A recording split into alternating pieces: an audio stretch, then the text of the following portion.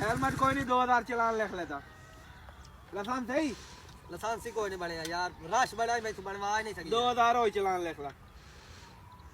ए number plate ही सारी त्रुटि हुई है 2000 और चलान लिख ला नंबर प्लेट ए इशारे के नहीं है इशारे दे 2000 चलान लिख ला यार उन मोटरसाइकिल दे बाहर ना फेर ही थाई मुकाई सही बस कारी हो कोई जी होंदा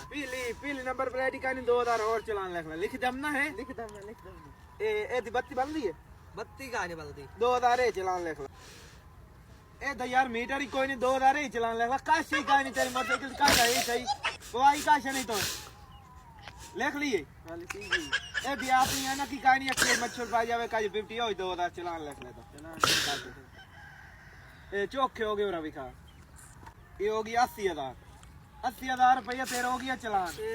80,000 चलान काट ला भाई यार मैं 60,000 का लिया या थकू तो